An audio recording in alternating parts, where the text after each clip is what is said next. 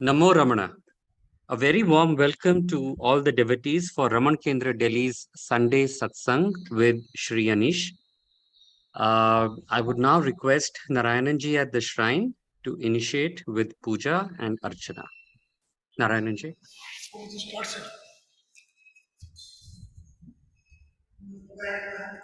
Govindaय नमः ओम गोविंदाय नमः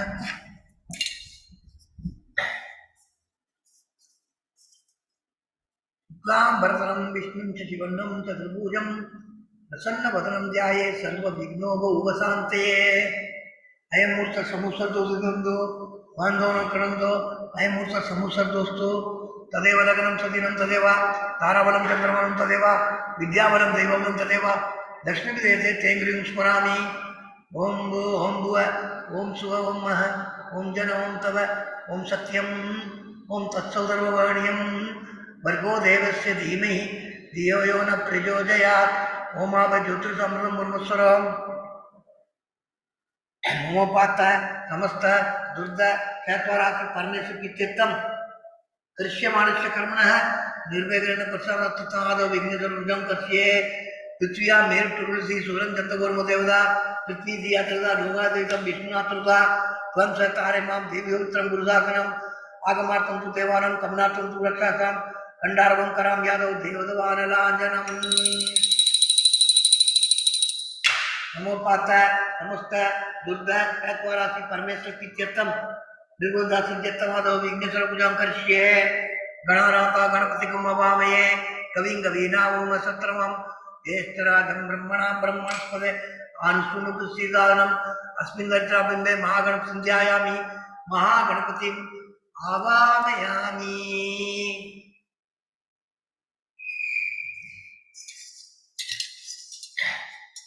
ओम महागणपतिये नमः आसनं समर्पयामि ओम महागणपतिये नमः अर्घ्यं समर्पयामि ओम महागणपतिये नमः पाद्यं समर्पयामि ओम महागणपतिये नमः सूर्यं समर्पयामि ओम महागणपतिये नमः औपचारिकस्नानं समर्पयामि ओम महागणपतिये नमः स्नानानन्तरमात्मनीयं समर्पयामि ओम महागणपतिये नमः वस्त्रदात्तम् अक्षतां समर्पयामि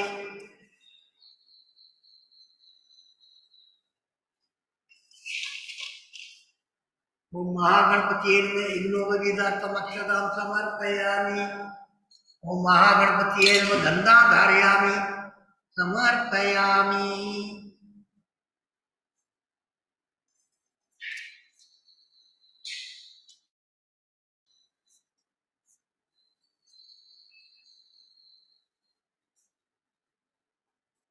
ओम महागणपतिये नमः गन्धोपरि अक्षतां समर्पयामि ओम महागणपतिये नमः अलंकरणार्थम् अक्षतां समर्पयामि ओम महागणपतिये नमः चित्राकुङ्कुमं समर्पयामि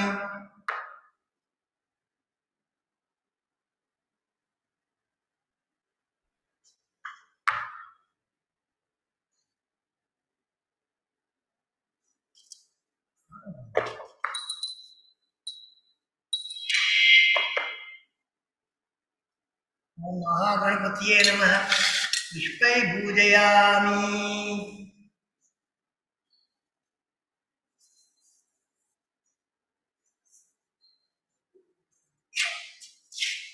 ओम सुमुदाय नमः ओम एकदंताय नमः ओम कपिलाय नमः ओम गजकर्णकाय नमः ओम लंबोदराय नमः ओम विघ्नाय नमः ओम विघ्नराजाय नमः ओम विनायकाय नमः ओम धूमकेतवे नमः ओम गणाध्यक्षाय नमः ओम बालचंद्राय नमः ओम गजाननाय नमः ओम वक्रमुंडाय नमः ओम शूर्पकर्णाय नमः ओम हेरंबाय नमः ओम स्कंदभूर्धवाय नमः ओम सिद्धविनायकरे नमः ओम शंकरमोक्षविनायकरे नमः ओम आतुपुरविनायकरे नमः ओम महागणपतिये नमः नानाविध परिमलपत्रपुष्पाणि समर्पयामि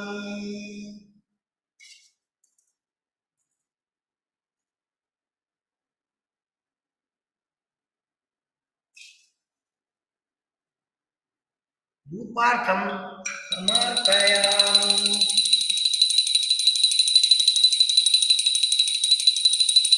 धूपार्थं समर्पयामि, अक्षतां समर्पयामि।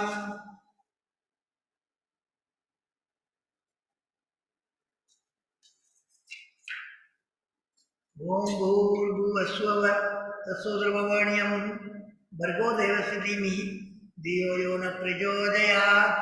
देवसवितुर्वरेण्यं दुर्जन प्रसन्नाम्यं त्वं स्वाहा। ओम प्राणाय स्वाहा, ओम उपानाय स्वाहा, ओम ध्यानाय स्वाहा, ओम उदानाय स्वाहा, ओम समानाय स्वाहा, ओम ब्रह्मणे स्वाहा। महागणपतिये नमः, महागणपतिये नमः, महागणपतिये नमः। पुरंदर नाट्यचक्र नैवेद्यं समर्पयामि, मध्ये मध्ये पानीयं समर्पयामि, अमृतं समुद्राभूषं समर्पयामि, कर्पूरं समर्पयामि।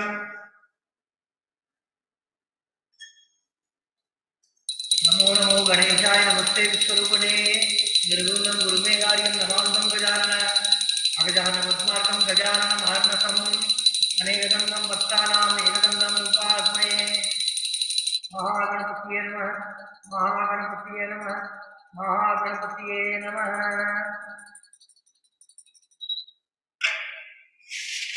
कर्पूरं समर्पयामि, नीराजनं समर्पयामि, नीराजनानन्तरम् आत्मनीयं समर्पयामि।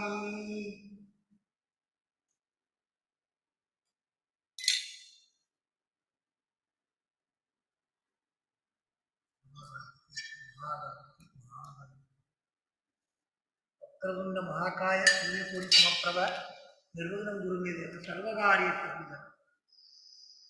गणपति प्रसादं सत्सा क्रीणामि। ओम ओम स्वः ओम जनवं तपं सत्यं ओम तत्सवितुर्वरेण्यं भर्गो देवस्य धीमहि धियो यो न प्रचोदयात्। ओम ज्योतिषं ब्रह्मस्वराम ममोपात समस्त दुर्द चत्वाराक्षि परमेश्वर पीत्यर्थम शुभे शोभने मूर्ते आद्य ब्रह्मण द्वितीय परार्थे श्रीवेदे पराकल्पे वैवस्वत मन्वन्तरे अष्टाविंशतितमे कलियुगे प्रथमे पादे जम्बूद्वीपे भारतवर्षे भरतखण्डे मेरो दक्षिणे पार्श्वे सगाप्ते अस्मिन् वर्तमाने यावाविर्के नववादिनां तस्या संवत्सराणां मध्ये चोपकृतनाम संवत्सरे उत्तरायणे वसंत ऋतु ऋषभ मासे कृष्णपक्षे प्रथमे तृतीयां शुभतिथौ भानुवासरयुक्तायां ज्येष्ठा नक्षत्रयुक्तायां शुभ नक्षत्र शुभ योग शुभ कर्ण एवं गुण विशेषण विशिष्टायाम् अस्यां प्रथमे तृतीयां शुभतिथौ मम जन्म पाप जन्म प्रति पर्यन्तं मध्ये संभाविधानां सर्वेषां भावानां सत्य अभिनवनाथम् अस्माहं सहकुर्माणं क्षेमसद्धर्य वीर्य विजय आयुरारोग्य ऐश्वर्याणाम् अभिवृद्ध्यर्थं समस्तमङ्गलाभ्यर्थं समस्त दुर्गोपशान्त्यर्थं रमण महर्षिः प्रसादेन ज्ञानवैराग्य सिद्ध्यर्थं श्री रमण महर्षिः पूजां करिष्ये। तदंगम कलश पूजां करिष्ये।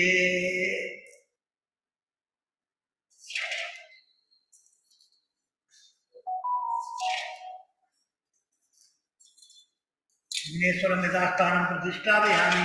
भुवनार्थे शिवाय पुनरागमनाय च। कलशस्य मुखे विष्णुकण्ठे रुद्रसमाधिस्थ मूले तत्र सिद्धो ब्रह्मा मातृगणे समृद्धा उषतु सागरा सर्वे सप्तशिवा वसुन्धरा ऋग्वेदो यजुर्वेदो सामवेदोपादारण गंगे सत्यमेतन्ने गोदावरी सरस्वती नर्मदे सिंधु कावेरी जलेस्मिन् सन्निधं कुरु। अंगैः सहिता सर्वे कलशाम्बु समाचरता आयान्तु देव पूजार्थं दुर्दशकारः।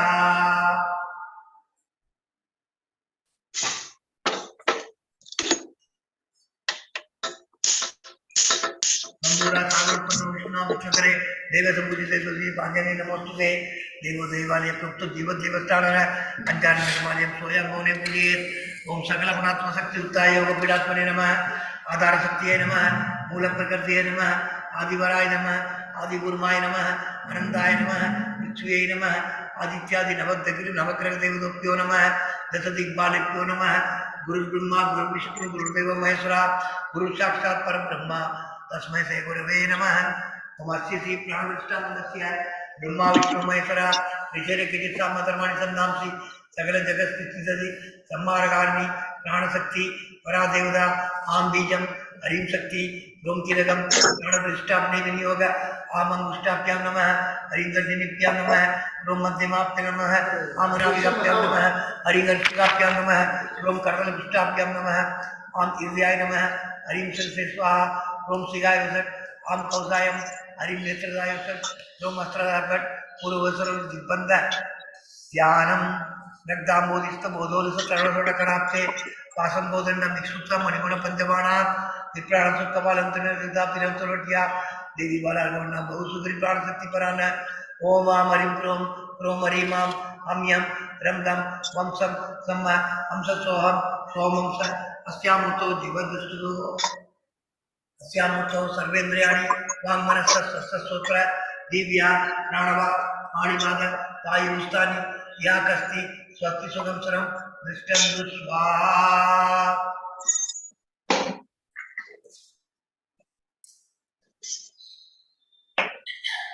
मत्स्यसी प्राणदृष्टं दस्य ब्रह्मा विष्णु महेश्वरा ऋषिरे की दिशा मदरवाणी संधामसी सकल जगत सिद्धि समार्गाणी प्राणशक्ति परादेवता आम बीजम हरिं शक्ति रोम किलगम प्राणदृष्टाम्ने विनियोग आमंगुष्टाभ्यां नमः हरिंगर्जनिभ्यां नमः रोम मध्यमाभ्यां नमः आम नाभिकाभ्यां नमः हरिंगर्शिकाभ्यां नमः रोम कर्णलपुष्टाभ्यां नमः आम इन्द्रियाय नमः हरिं सरसे स्वाहा रोम शिगाय वसट आम कौसायम हरिं नेत्रदाय वसट रोम अस्त्रदाय भट पूर्वसर दिग्बंध असुनेदे पुनर्स्माक्ष सक्ष पुनः प्राणधीनो दे भोगम योग पश्चिम सूर्य मुंदे मृयान शक्ति आवायुदो भव सद्दाभिदो भव सन्निधो भव सन्निर्दो भव अवगुंडितो भव सुब्रदो भव सुब्रसन्नो भव सुमुखो भव वरदो भव प्रसिद्ध प्रसिद्ध स्वामी सर्वजगन्नाथ यावत् पूजावसानकं तावत् ध्रुवप्रतिभावेन बिम्बेऽस्मिन् सन्निधं गुरु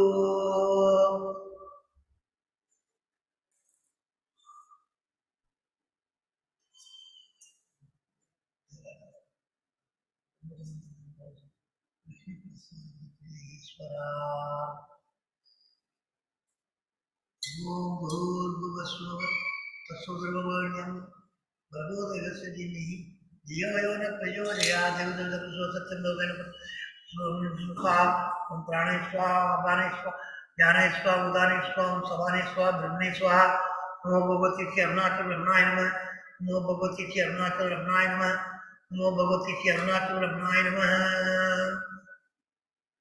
नाट्यचक्रे निवेद्यं समर्पयामि मध्ये मध्ये पानीयं समर्पयामि दुग्धपुत्रावसं समर्पयामि नीराजनं समर्पयामि नीराजनं आस्मनीयं समर्पयामि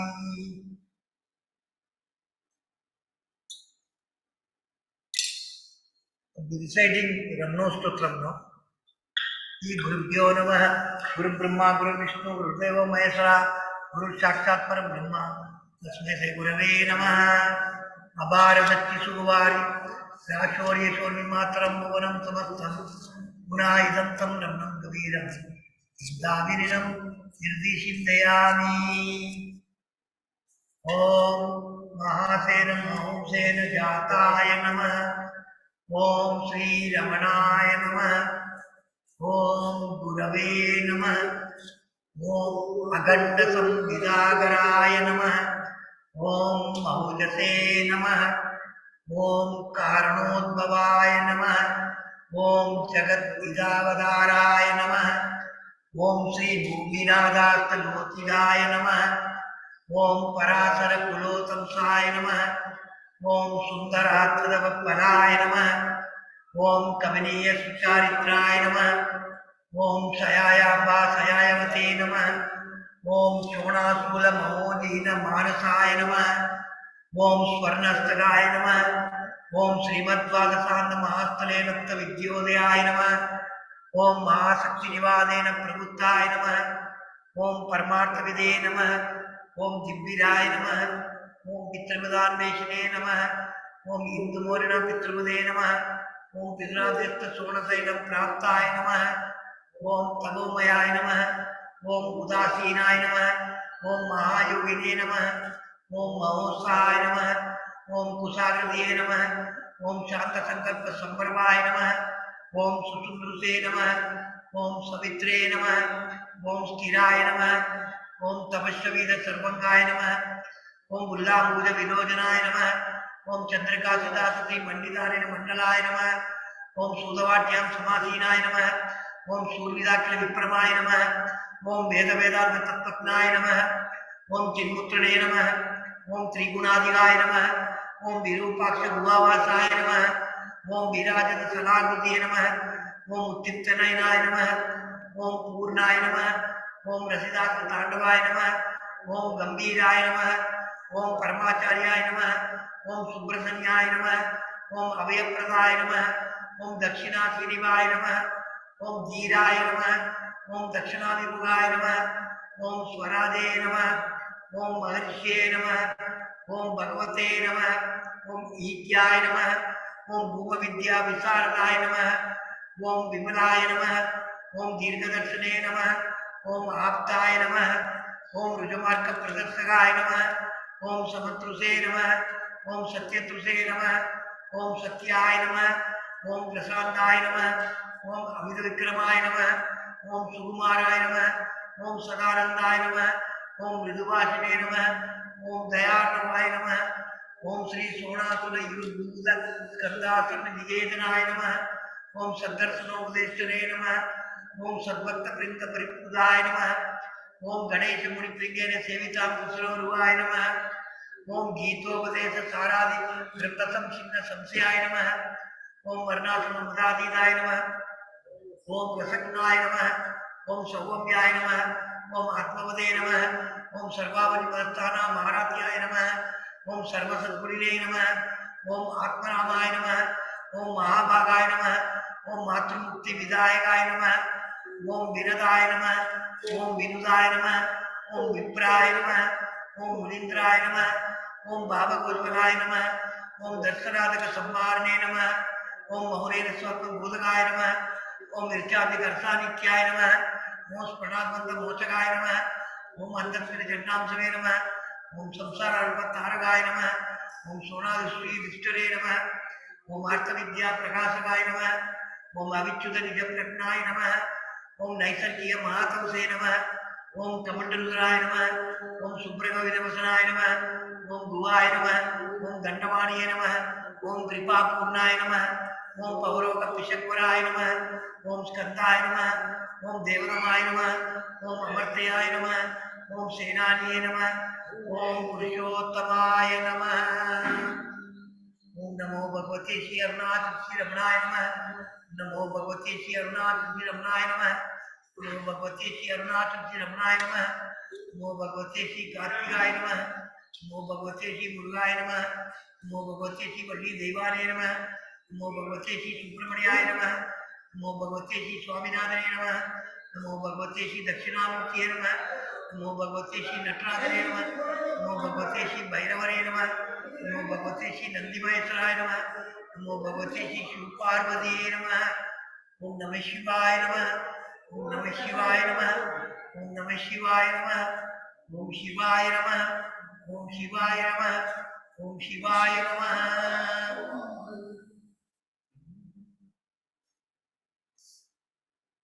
Let's all recite this sarvam.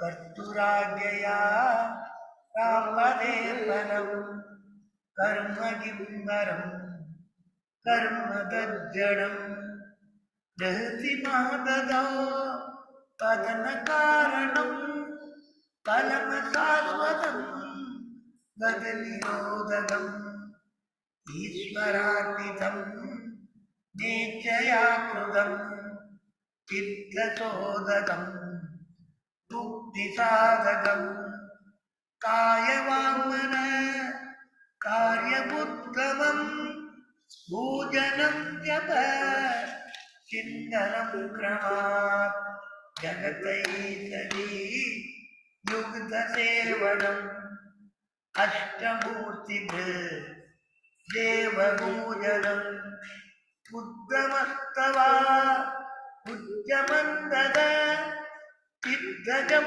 जप ज्ञानमुत्तमम् आद्यधारया श्रोतसारमम् सरलचिन्तनम् विरलदबरम् वेदभावना सौवांसनो भावना विदा भावनी मदा भाव शून्य सत भाव सुस्थिति भावना बला भक्तिरुद्धमा इरुस्तरे मन स्वस्थता क्रिया भक्ति योगो काचनिष्ठिरम् आयुरोदना लीयते मन जालभक्षिव क्रोधसाधनम् सिद्धवायव चित्क्रियायुधा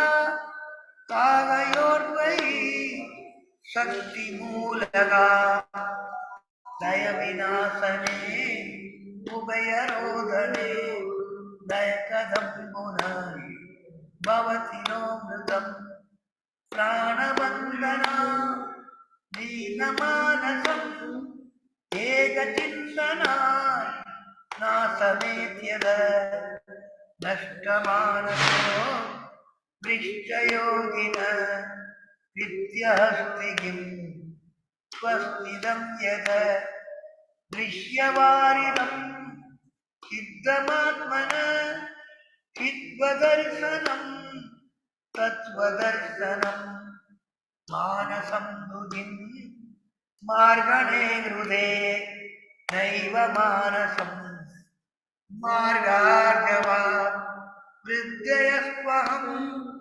वृद्धिमाश्रिता वृद्धयो मनो विद्यमन्मन अहमयं कुतो भवति किन्वद ऐपदत्यहं निजविचारणम् अहं विनाशवा अहमहं दया पुरधीरस्वयं परमपूर्णसत् इदमहं वदा अभिज्ञमन्वहम् अहमनीनके अप्यल्यसत्यया विग्रहेन्द्रिय प्राणदीदम नामसेकस दज्जडं मस तत्त्ववासिगा चित्त्ववेदरा तद्दया इति चित्तयायहम् ईशजीवयो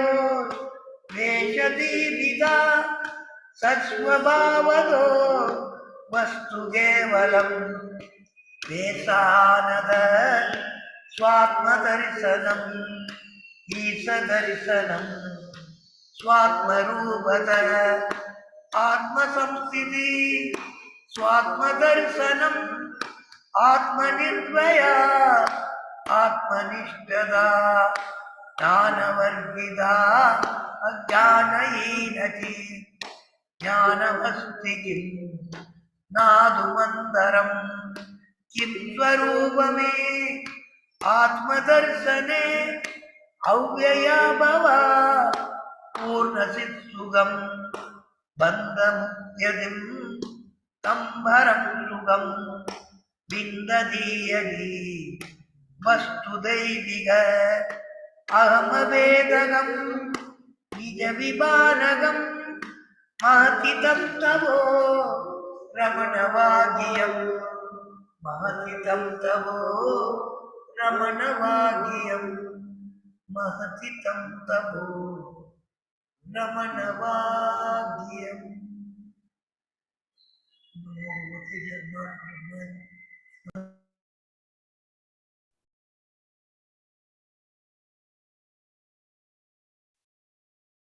Namo Ramana.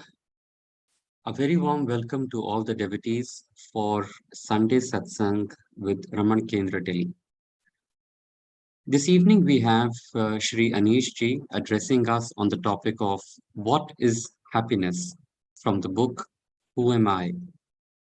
Anish ji has been with us a couple of times earlier, but just a quick brief background. Sri Anish has been an ex-corporate CEO and a successful entrepreneur. After over a decade of intense sadhana, in 2017, he was guided to move back into public life. Sri Anish is a prolific writer, international keynote speaker, founder of Yugantar, a high-level think tank, founder of Sadho, and an initiative named Bodhshala. His first book, Let the Mud Settle, was launched last year and is gaining a lot of appreciation.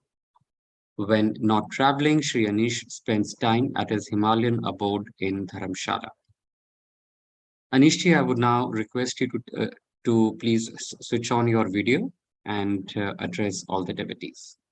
Namo Ramana.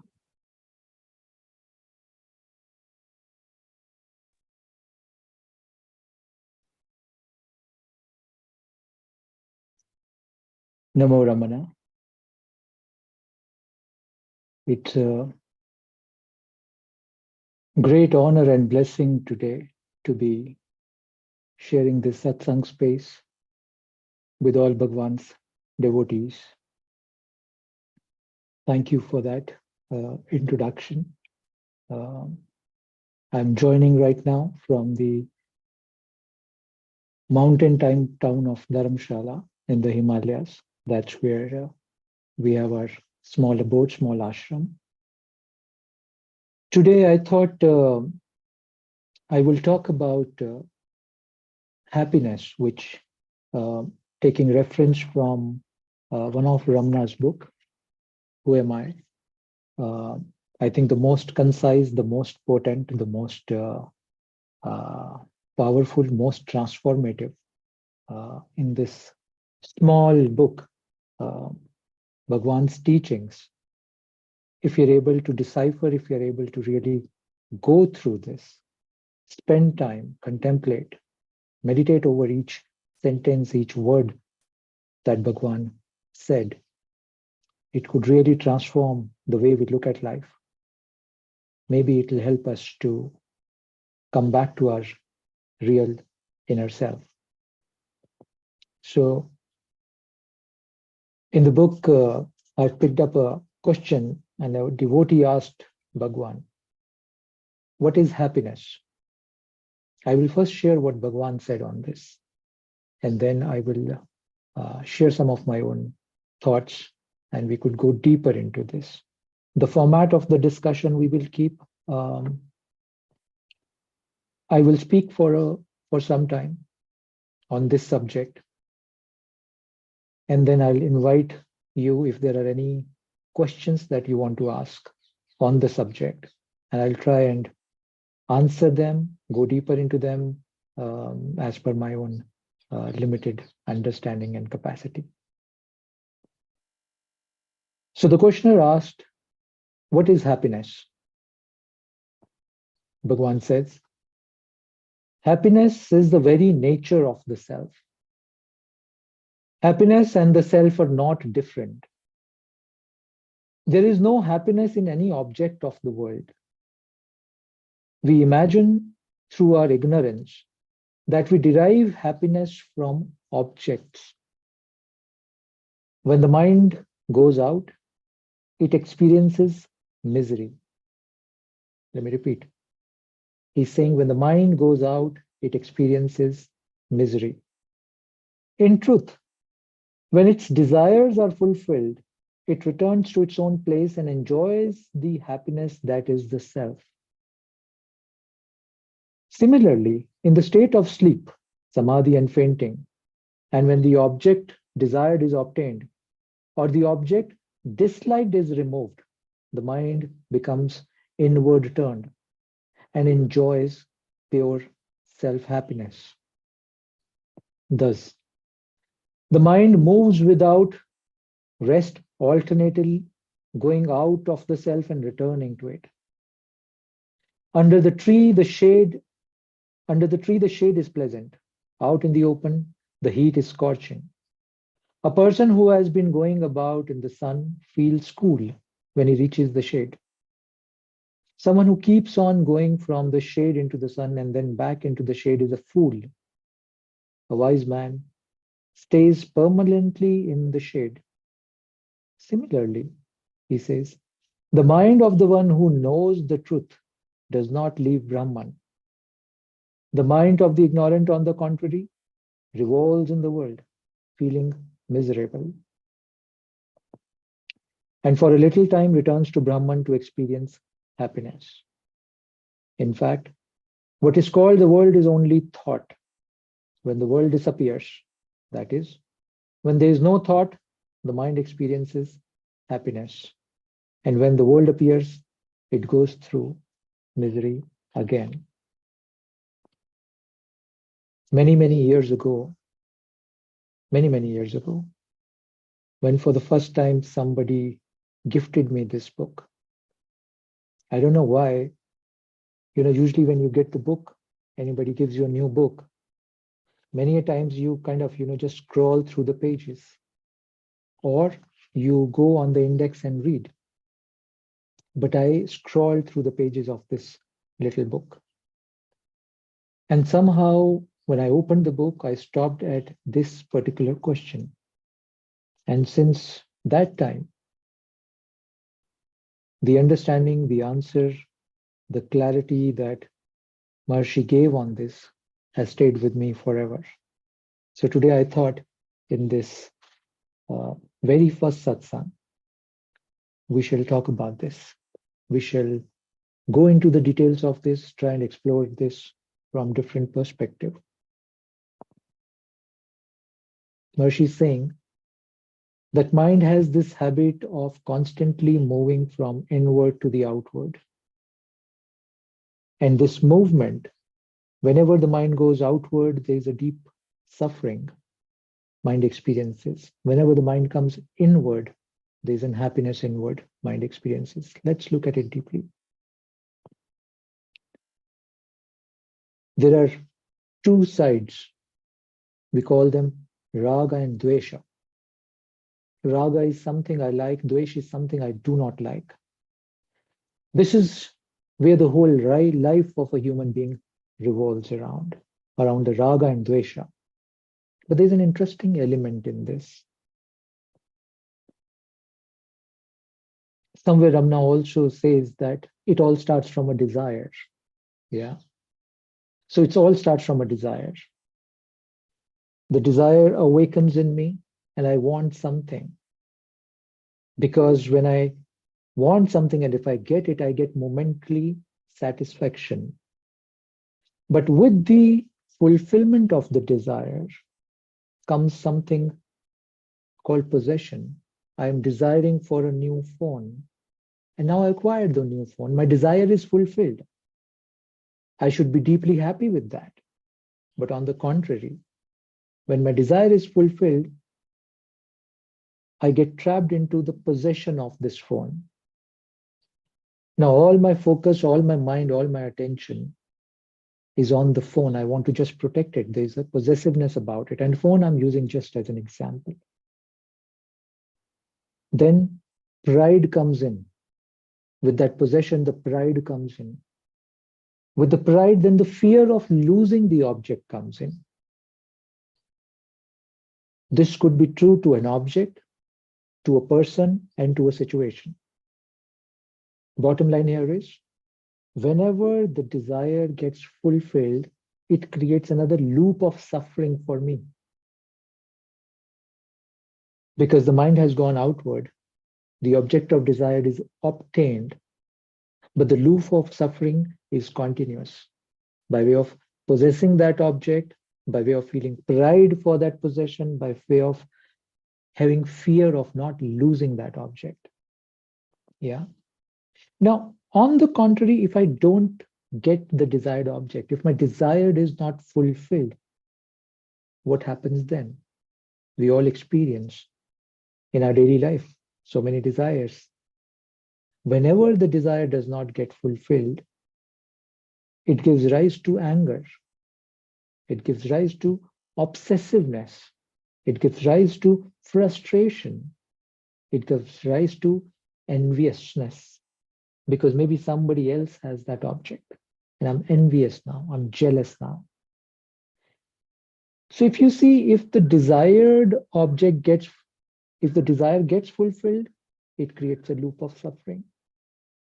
If desire does not get fulfilled, it again creates a loop of suffering.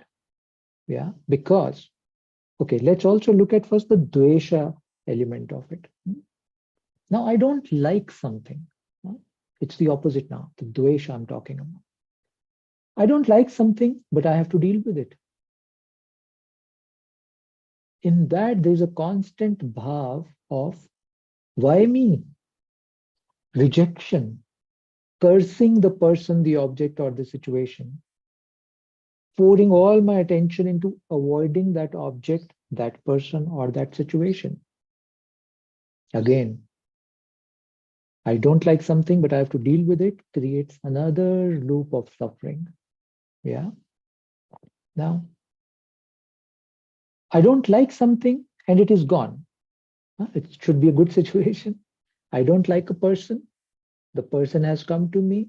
I don't, but there's a dvesha. I don't like this person, and the person is gone, or that situation is gone. Still, there's a constant fear and anxiousness that it might come back. Yeah. There's a constant anxiousness that the situation, the person might come back, and I might have to deal with that again.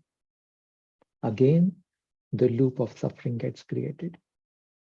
So if you see, because of this outer movement of the mind, this outer movement gives rise to raga and dvesha, because the mind is moving outward. And if the raga gets fulfilled, loop of suffering. Raga does not get fulfilled, loop of suffering. Dvesha gets fulfilled, loop of suffering. Dvesha does not get fulfilled, loop of suffering. In all four situations. I hope we're together so far on this. These four situations have come because the mind has gone outward. Yeah. Now, this constant movement of the mind, as Maharshi also saying, that's the root of our unhappiness. Because as I just said, whenever mind goes outward, either it will give rise to raga, which is I want something, some attachments, or dvesh, I don't want something. Yeah, it will give rise to either of these situations. And both leads to their own loop of further suffering. Now, why does this happen? Why does this happen? Because, the five senses that we have, if you observe the five senses, they're all outward driven. Eye sees outside, ear hear the sounds of the outside. My jiva, my taste wants to experience the taste of something outside. So all the senses are constantly outward driven. With the senses, the mind is also then following the senses is outward driven. Remember what Maharshi says. The cause of all the suffering is this outward movement of the mind. He gave the beautiful analogy that in the scorching sun, if somebody is constantly outside, this is dukkha, this is suffering. Yeah. Because the mind and the senses are constantly focused on the Vishaya outside, this movement happens. This movement happens. So, what is the way out? Or even before that, why again it is happening? And there's a simple reason for that is this is what we are feeding the mind. Whatever we feed the mind concentrates on that. Important statement I'm making. Very important statement. Whatever we feed the mind's attention and focus constantly becomes on that. Any vishaya, any person, any situation, if I continuously feeding the mind with that, mind starts to become obsessive about it. Yeah. And the senses are now all outward driven. Yeah. So what is the way out? How do I, in this satsang, my objective is also to explore these solutions in the most practical ways.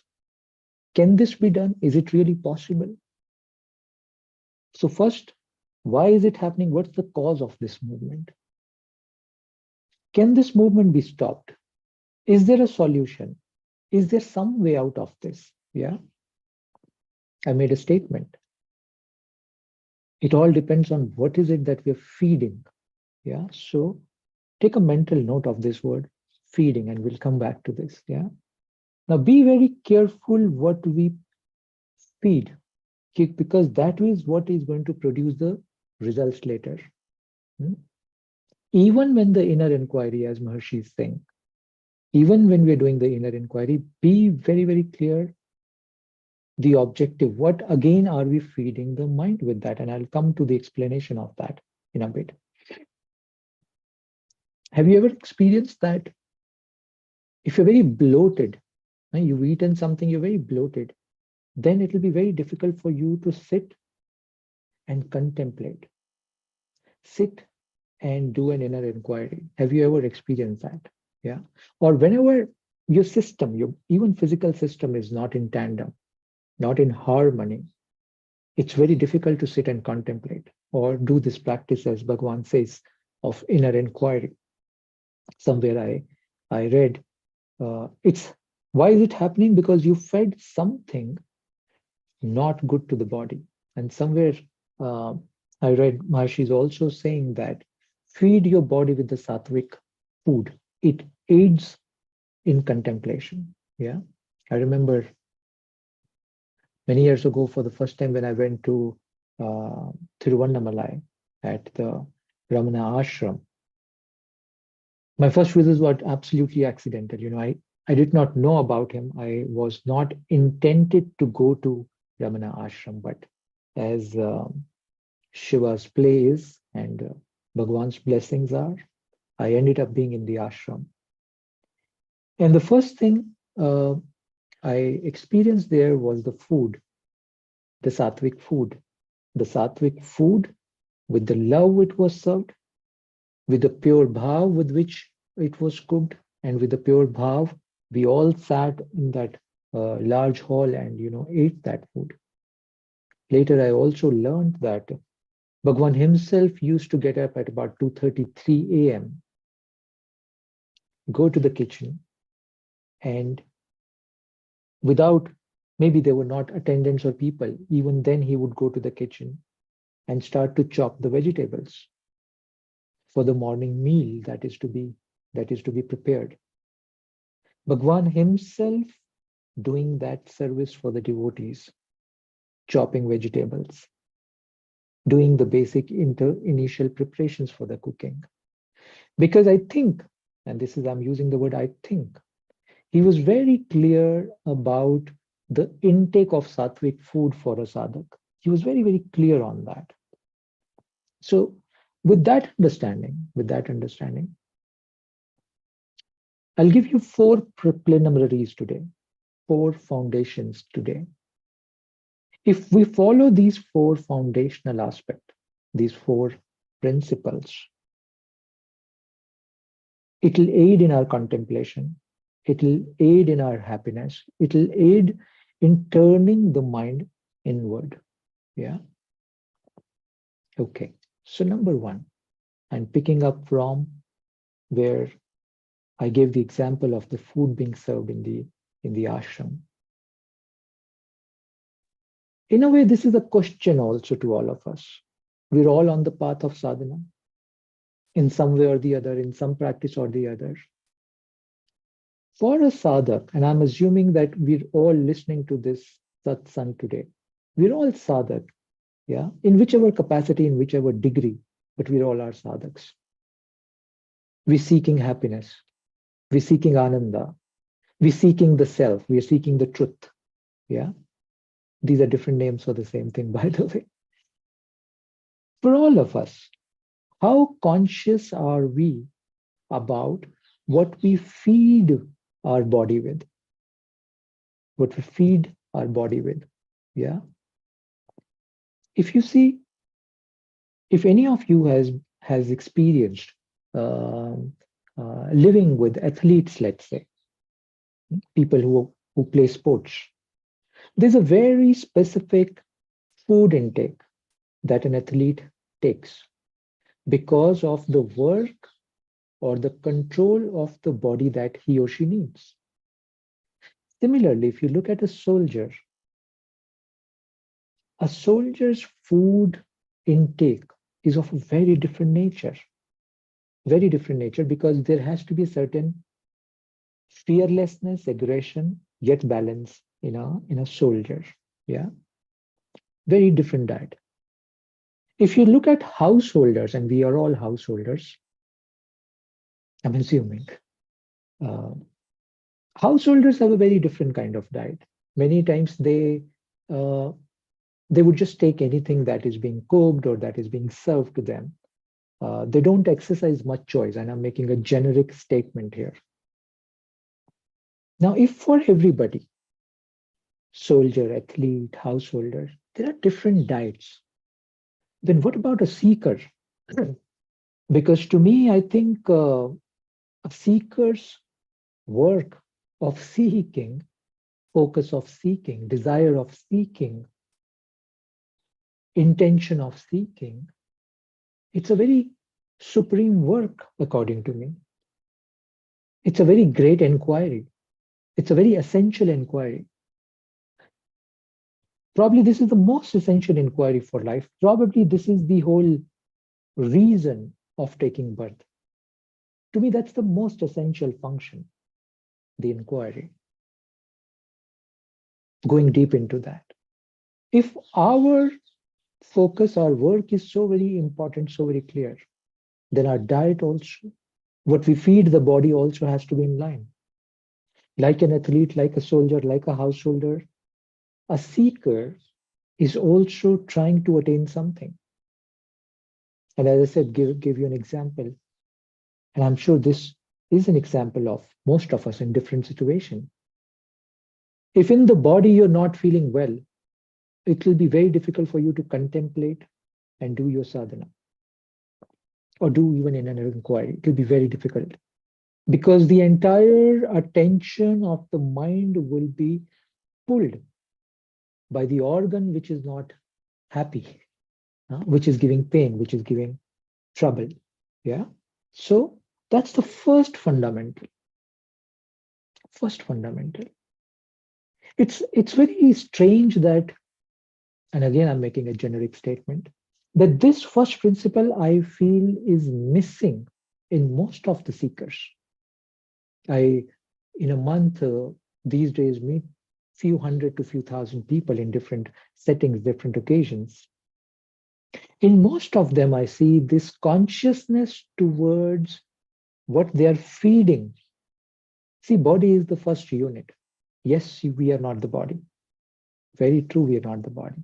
But it's the first medium, first tool which will aid in the inquiry. If this tool is not perfect, and we're just talking about food intake right now, taking clue from the ashram food, taking the clue that why Maharshi was keen on in the morning doing this seva for the devotees of chopping the vegetables. My internal feeling is, we could debate on that. My internal feeling is Bhagwan knew the importance of this aspect. That is the reason he wanted always to bless the food which was being cooked for the devotees. And this was his way of blessing the food, because he knew that to go or to go beyond the consciousness that I'm body, the support and need of the body is needed. It's a step there. Yeah. So that's number one. That's my recommendation, preliminary number one. Yeah. What do we feed this body with? Is it in line with the sattvic diet as Maharshi recommended? So that's number one. Number two.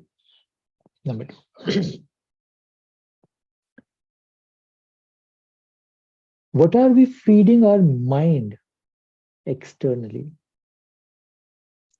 We're just not feeding the body, we're constantly feeding the mind. Constantly feeding the mind with a lot of content. These days there's some kind of a content explosion I see all around, all kinds of content. What are we feeding the mind? What quality, what kind of content we are feeding the mind? Again, just to give you an example.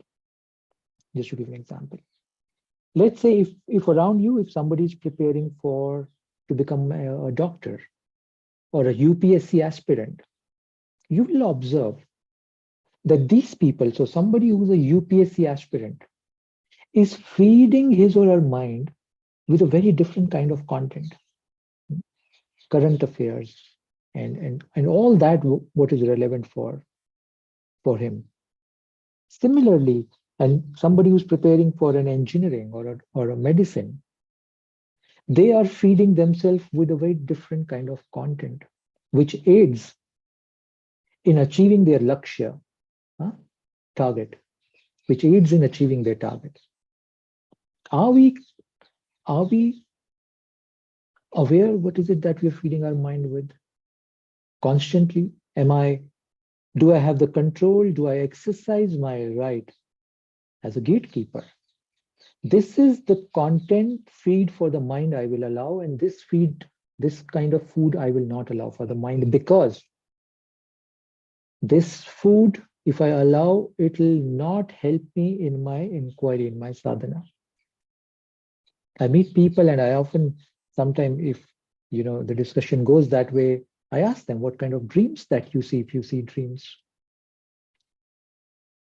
Even just by looking at the quality or the content of their dreams, you can imagine the content they are consuming every day. It is a direct reflection of the content being consumed. So again, a self-check mechanism. Observe your dreams. Just see what kind of dreams are coming to you, because we all dream.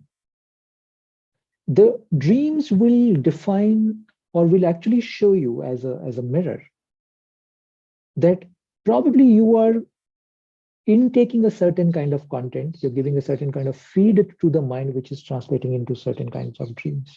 Yeah, there is probably a direct correlation there. So which means what? We just can't go about reading anything that comes our way.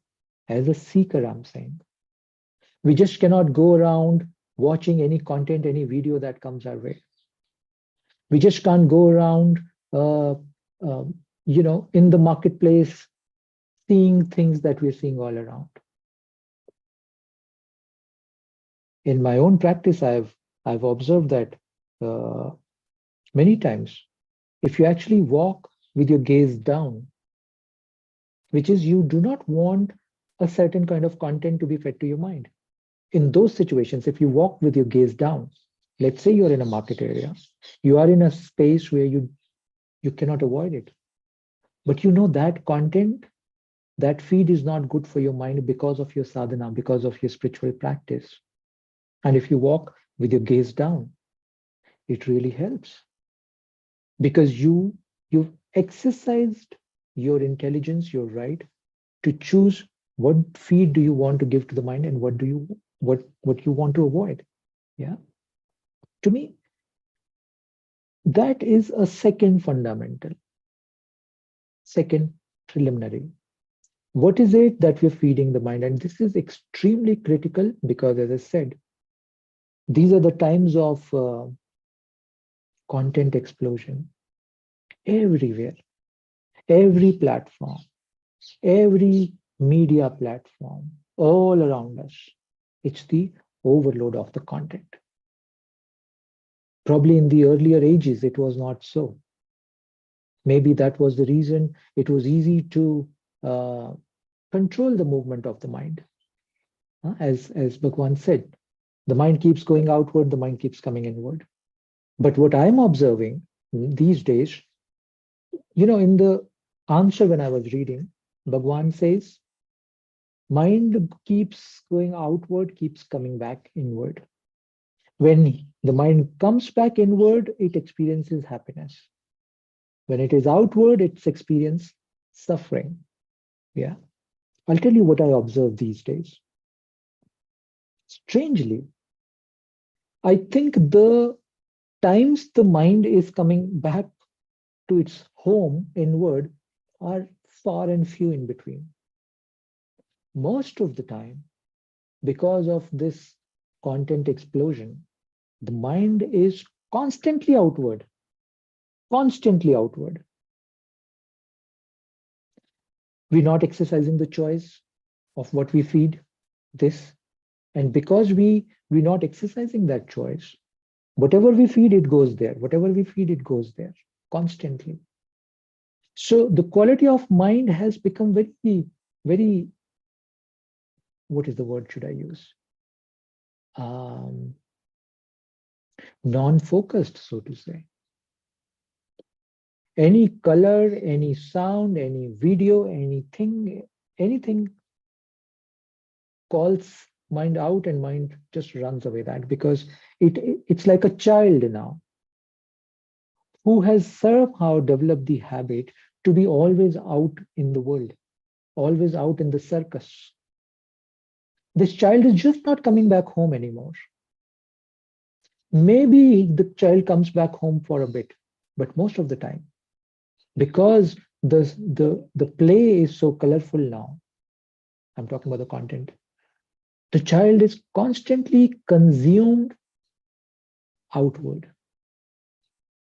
Maybe that's the reason, and I'm saying maybe that's the reason that the mental suffering has increased in last couple of decades, and this is my personal observation. My parents' generation, I still saw them happy. In between, they used to laugh. There were no words like depression or anxiety. Probably they didn't know these words. Yeah. Today, even a school kid would come and say that I'm feeling depressed. Yeah. What has happened? Why is it so? Because I think the content explosion. We've let the mind loose in the world. The mind only now knows probably the outward movement. Yeah. So that's the second most important fundamental preliminary. Yeah. Third, what is my constant inner focus? What is the internal feeding in the internal system? Yeah. Earlier, I said in the second preliminary, what is it that we're feeding the mind from the outside? Now I'm saying, what are we feeding the mind from the inside? There's a difference. Yeah. Outside feeding is the content. So my senses go out, they get some content, they feed the mind from outward to the inward. In the third preliminary, I'm suggesting, what is the internal focus? What is the internal chattering? What is the internal focus most of the time? Yeah. Let me put it differently. What are the subject of your thoughts most of the time? Yes, I know. The idea is to go beyond it, come to the self. But we are talking about preliminaries today. Yeah. So what is the content in your head most of the time? What is the content of your thoughts most of the time? What are the subjects of your internal chatter most of the time? Very important to observe this, very important to guide this in a way. Many a times you would sit to do an internal inquiry or to do your sadhana, any practice, and you will see internal focus just in a few moments goes to something else. It is very important to observe during the day, throughout the day, what kind of thoughts you're feeding to your own selves. Let me repeat. What kind of thoughts you're feeding to your own self? Yes, we feed thoughts to our own self. Yes, we can decide the content or the subject of our thoughts. At a certain stage of sadhana, it might not be possible for us, and I'm saying some of us, it might not be possible to shut the thought process. In the initial stages of inquiry, sadhana, it might not be easy to shut the thought process completely. To observe those silent gaps, as Bhagwan says. What do we do in those cases? Because some content the mind is internally engaged with.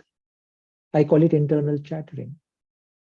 If you cannot stop that process, at least we can try and give the mind, through our own thoughts, the right food to chatter about. And I'm still using the word chatter because mind will still chatter, not keep silent. It is all right in this phase. In this phase, it is all right. But it is important to change the subject matter of this chatter. It does wonders if you try that. So let's say throughout the day, I'm outward, I'm in my job, I'm in my office, I'm here and there, wherever I am, whatever I'm doing in my life. Every now and then, every few minutes, if I just come back to the self and give a thought bite to my own mind, that let me think about Bhagwan's teaching. For a minute, let me think about Bhagwan's teaching. Let me think about what Bhagwan says on happiness.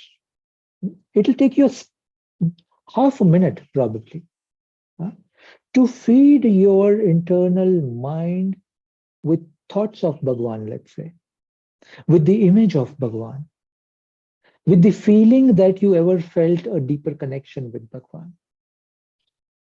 And you feed that. You remove the earlier content of the chatter, internal chatter. You replace it with this content, with this thought. You interject this thought to the mind. Slowly you will see this will become your focus. This will become your internal focus. You'll be doing your work, and at the back, the remembrance of Bhagwan, his teachings. And at a very subtle level, even internal inquiry will continue to go on while you're performing your karma in the world, doing the necessary responsible actions in the world. It will just continue to happen. The internal background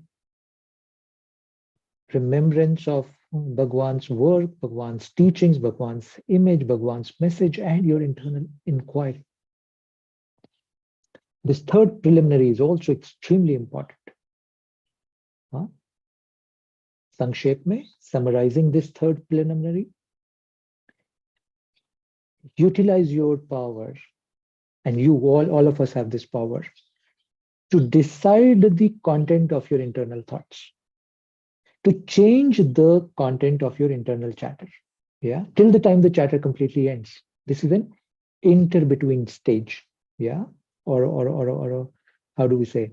Um, a quick step in between, so to say. Yeah, so that's the preliminary number 3. Now the preliminary number 4. We are all, as I said, we are all sadhaks. We want to attain this self. We want to experience this self continuously.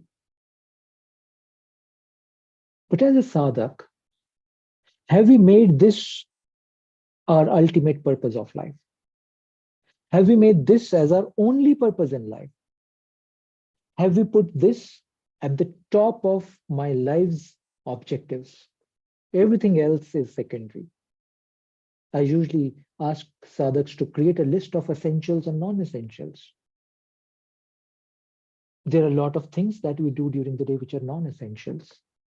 Then there are things we do during the day which are essentials. Once that list is bifurcated, on top of that list you create or you put Satya, Moksha, Ananda, realization, self as the highest purpose. Is this clear to us?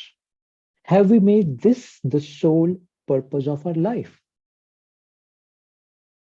Like Bhagwan did after his first encounter with death.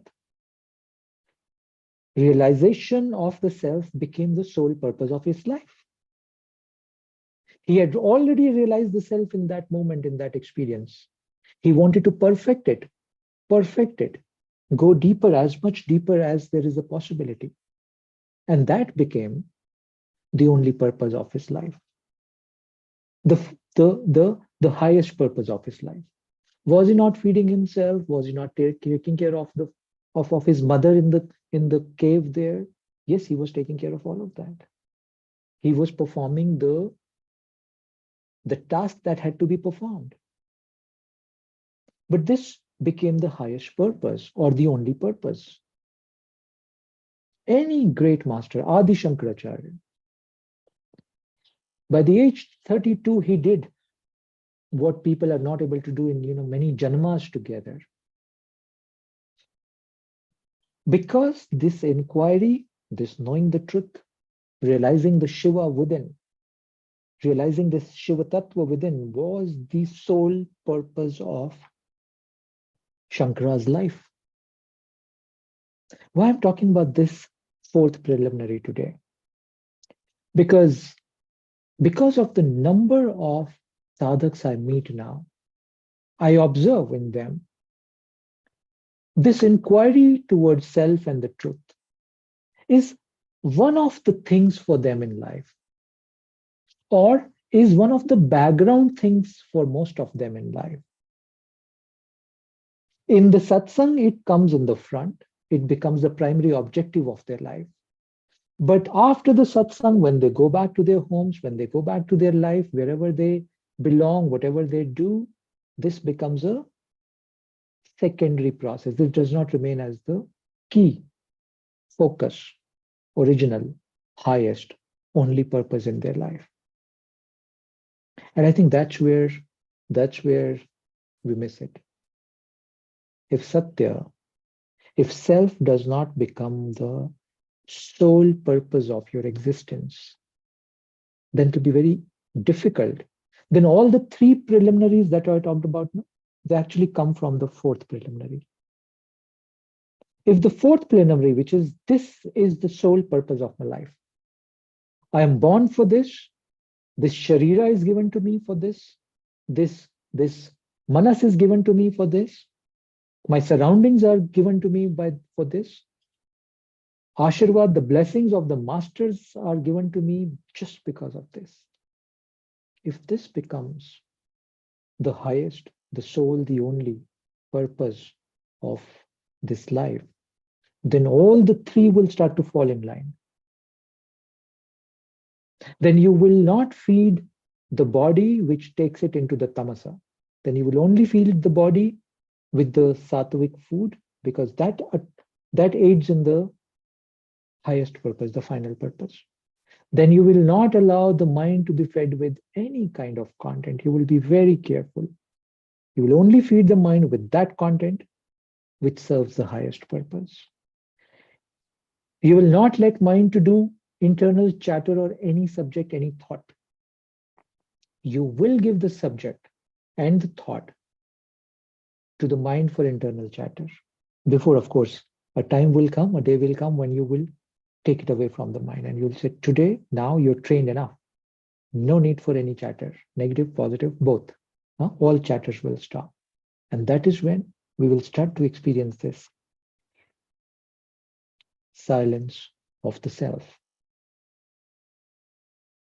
As I said, these three will happen when the fourth is clear. And through different ways, different teachings, this is what Maharishi is trying to tell us. Or this is what I heard from Maharishi when I sat at his meditation wall. This is what I heard from him. Maybe he speaks different things to different sadhakas, I do not know. But this is what he spoke to me about.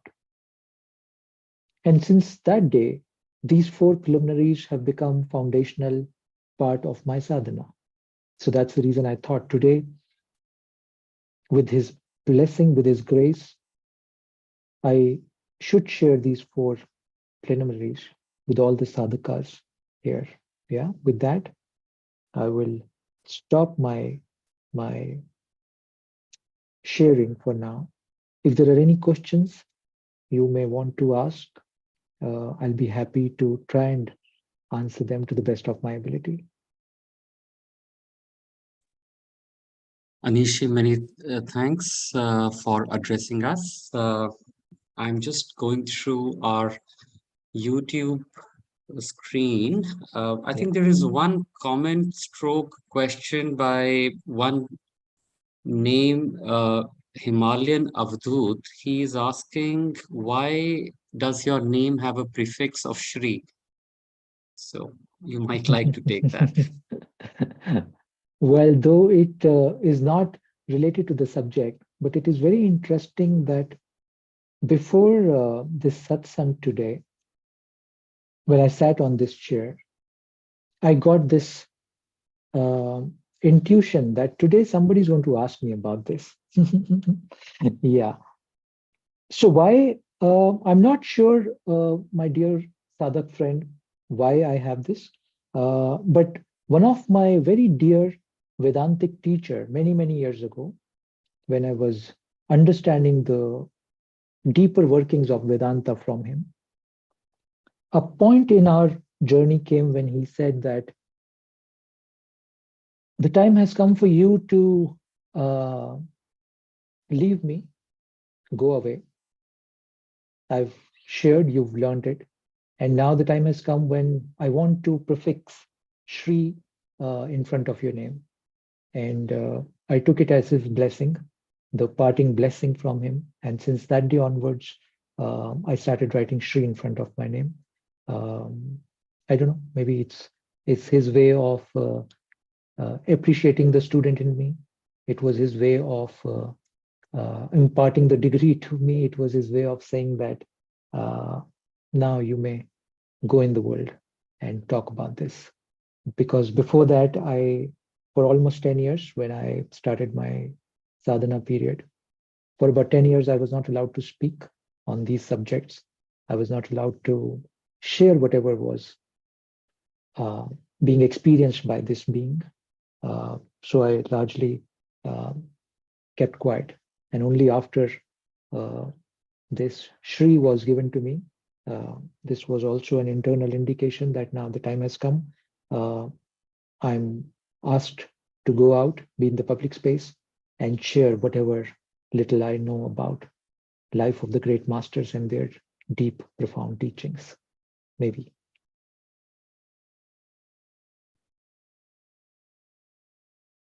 Anishji, thank you so much. We do not have any further questions. Yes, we have got one question on Zoom from Monica Singh. I shall read, quote, "What is the process of stopping thoughts?" Unquote. Yeah. As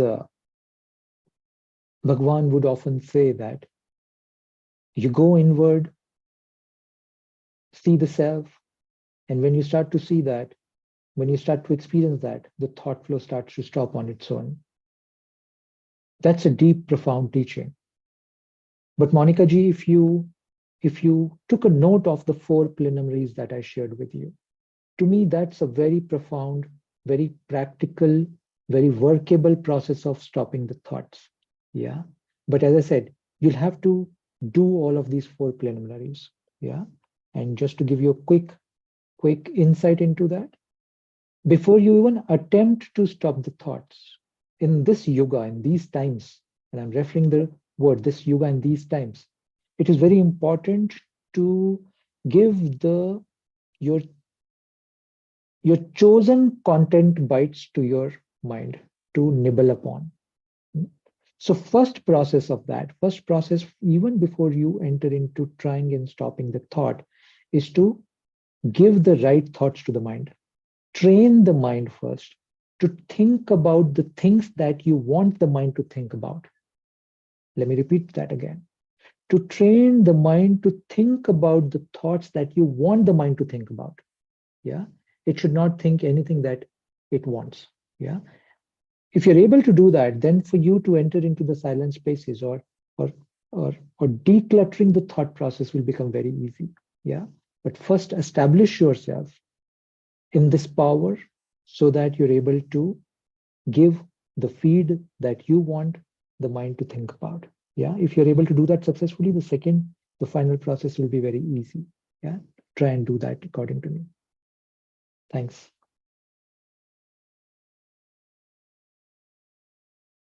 Anishji, we do not have any further questions either on YouTube or on the Zoom channel right now. On behalf of all the devotees, Anishji, I would like to thank you for your kind guidance this evening. And we shall, of course, meet you again sometime next month or as per your availability.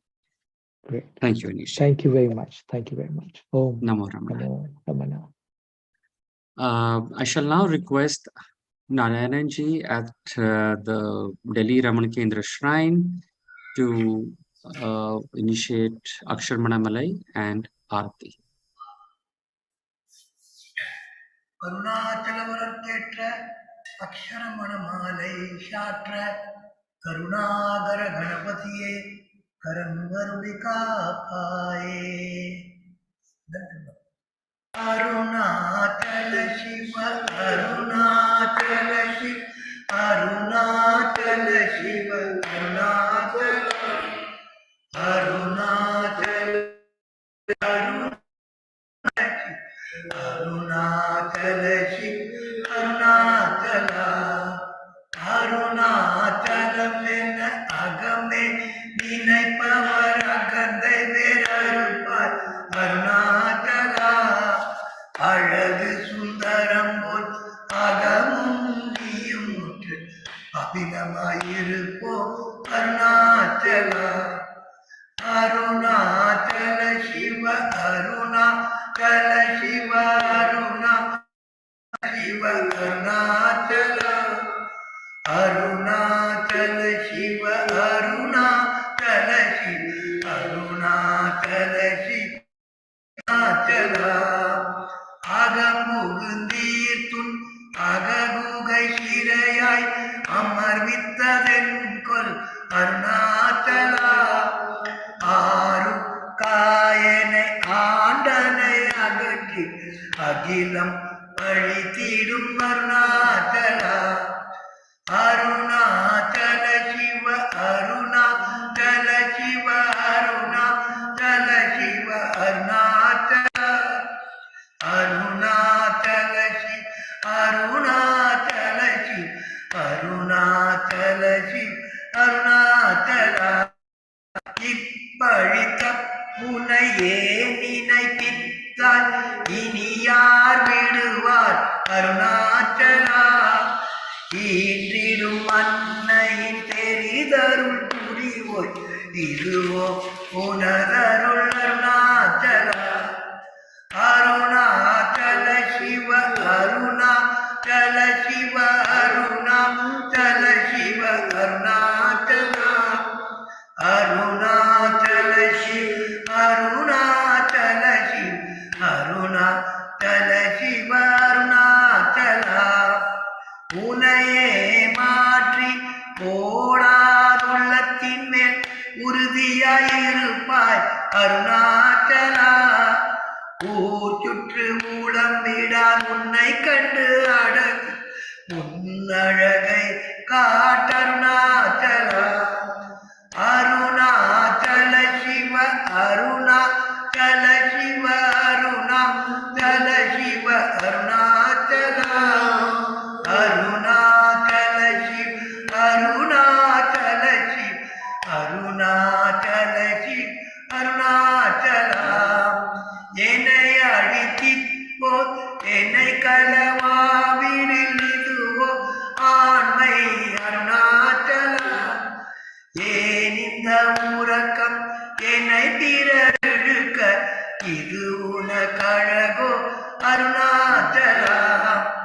Arunachal சிவ அருணாச்சல சிவ அருணாச்சல சிவ அருணாச்சலா. அருணாச்சல சிவ அருணாச்சல சிவ அருணாச்சல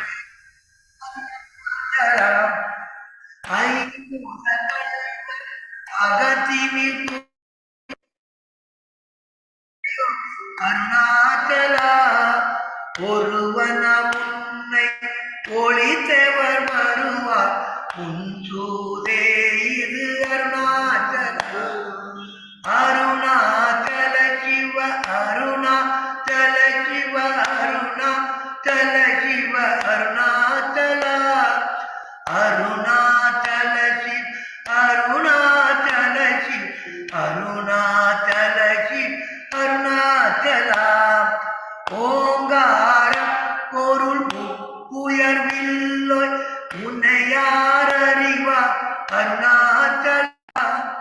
அவ்வை போல எனக்குள் அருளை தந்து என்னை ஆழ்வது உன் கடன் அருணாச்சலா அருணாச்சல சிவ அருணாச்சல சிவ அருணாச்சல சிவ அருணாச்சலா அருணாச்சல சிவ அருணாச்சல சிவ அருணாச்சல சிவ அருணாச்சலா அருணாச்சல சிவ அருணாச்சலா அருணாச்சல சிவ அருணாச்சலா வாழி அன்பர்களும் வாழி அக்ஷர மணமாலை வாழி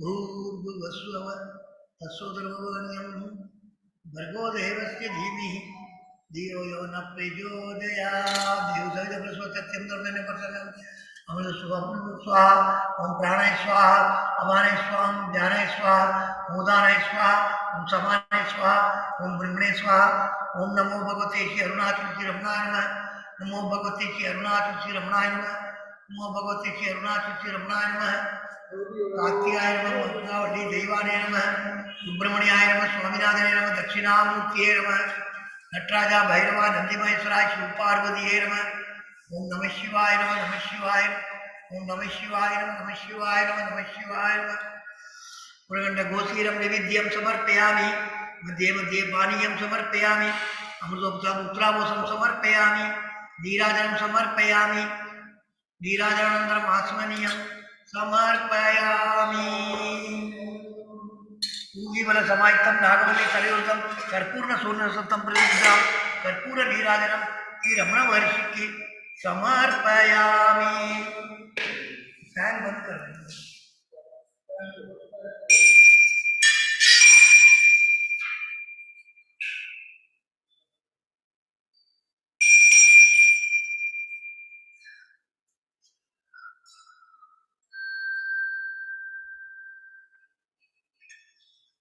ओम नमो भगवते श्री अरुणाचल श्री रमणाय नमः ओम नमो भगवते श्री अरुणाचल श्री रमणाय नमः ओम नमो भगवते श्री अरुणाचल श्री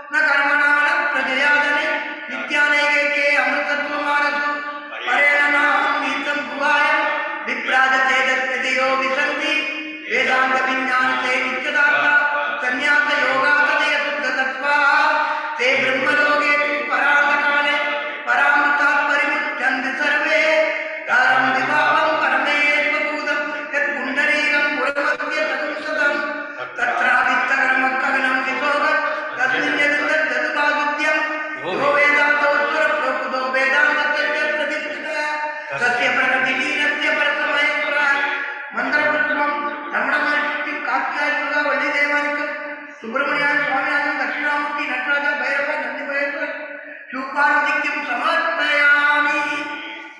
ओम सत्र ब्रह्मार्पणमस्तु। हरि ओम हरि ओम हरि ओम।